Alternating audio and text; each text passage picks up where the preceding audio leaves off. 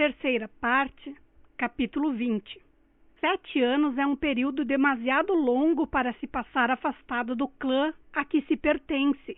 O lugar de um homem ausente não fica vazio, à espera de que o antigo dono volte a ocupá-lo. Assim que alguém sai, surge logo um candidato à sua vaga. O clã é como os lagartos que, quando perdem a cauda, logo lhes nasce outra nova. Oconco sabia muito bem de tudo isso. Sabia que perdera seu lugar entre os 9 espíritos mascarados que aplicavam a justiça no clã. Perdera a oportunidade de chefiar seu clã belicoso contra a nova religião, a qual, segundo lhe diziam, ganhara muito terreno. Perdera os anos durante os quais poderia ter recebido os mais elevados títulos do clã. Entretanto, algumas dessas perdas não eram irreparáveis. Estava decidido a fazer com que seu regresso não passasse despercebido de sua gente. Voltaria em grande estilo e haveria de recuperar os 7 anos perdidos. Mesmo durante o primeiro ano de exílio, já começara a fazer planos para o regresso. A primeira providência seria reconstruir seu compound, numa escala muito mais grandiosa. Pretendia erguer um celeiro muito maior do que o antigo e levantar cabanas para 2 novas esposas. Em seguida, daria mais uma demonstração de prosperidade, iniciando seus filhos na sociedade Ozo. Somente aos verdadeiros grandes homens do clã era dado fazer isso. Oconco imaginava com clareza absoluta a alta estima em que poderia ser tido e visualizava-se recebendo o mais importante título de sua terra. À medida que foram passando um a um os anos de exílio, parecia-lhe que seu Shi tentava fazer as pazes com ele, compensando-o pelo desastre passado. Seus inhames cresciam abundantemente, não apenas os plantados na terra de sua mãe, mas também os de Umuofia, cultivados todos os anos pelos meeiros. E foi então que aconteceu a tragédia de seu primogênito. A princípio, parecia que o espírito de Oconco sucumbiria diante de tão grande desgosto. No entanto, seu espírito era daqueles capazes de rápida recuperação e acabou por vencer a dor. Tinha mais 5 filhos e estava decidido a educá-los dentro das tradições do clã. Mandara chamar os 5 filhos, que vieram ao seu obi e se sentaram. O mais novo tinha 4 anos.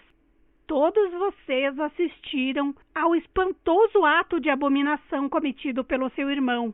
Ele agora, aliás, já não é nem meu filho, nem irmão de vocês. Filho meu tem de ser homem de verdade, capaz de andar de cabeça erguida no meio do meu povo. Se algum de vocês preferir ser mulher, que siga no Oiê-Já, enquanto ainda estou vivo para amaldiçoá-lo. Se vocês se voltarem contra mim quando eu já estiver morto, virei visitá-los e hei de quebrar-lhes o pescoço. Oconco tinha muita sorte com as filhas. Nunca deixou de lamentar que Exinma fosse menina. De todos os filhos, só ela entendia cada um dos humores do pai. À medida que os anos iam passando, aumentavam os laços de afinidades entre eles. Exinma crescera no exílio e se tornara uma das moças mais bonitas de Mbanta. Chamavam-no Cristal da Beleza, o mesmo apelido que a mãe recebera na juventude.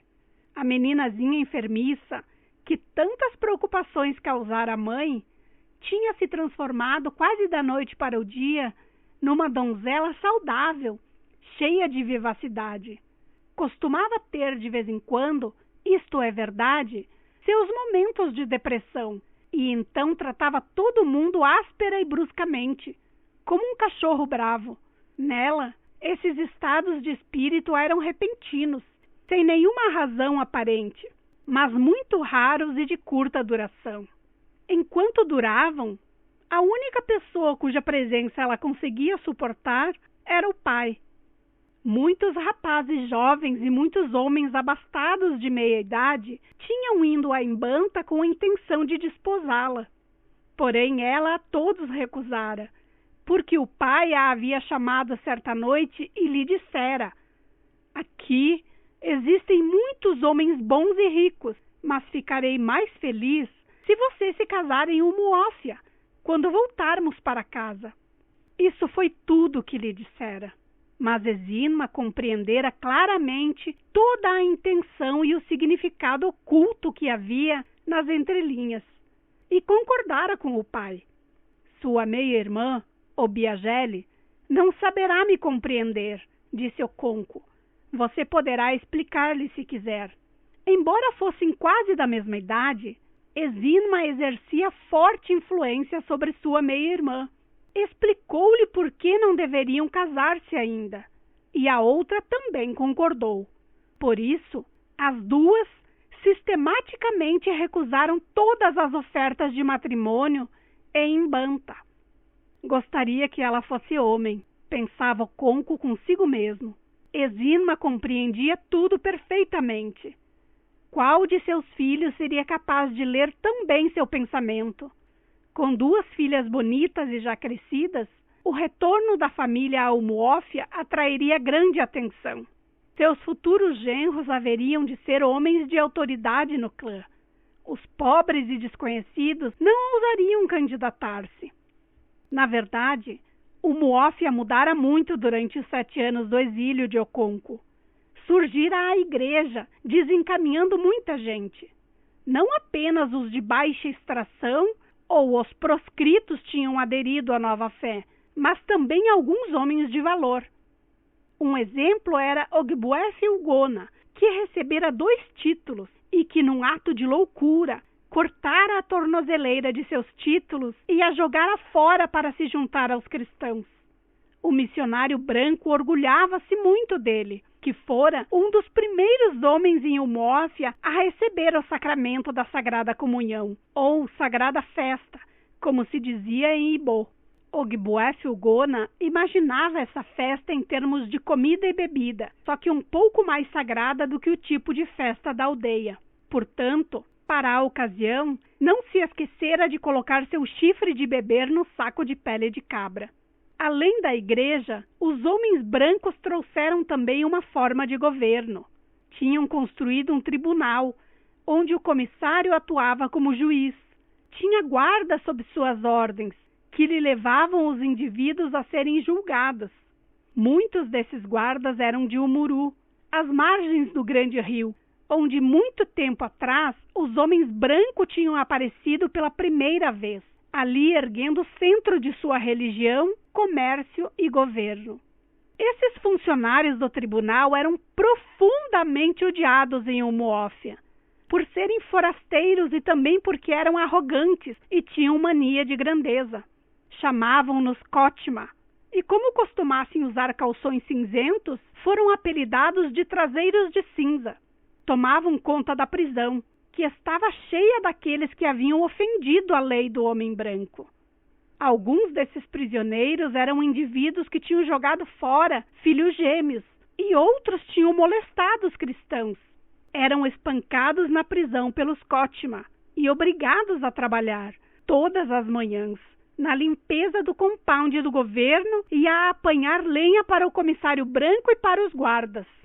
Alguns desses homens eram portadores de títulos, gente que deveria estar muito acima de semelhantes ocupações mesquinhas. Pesarosos por causa da indignidade que sofriam, lamentavam o abandono em que deixavam suas roças.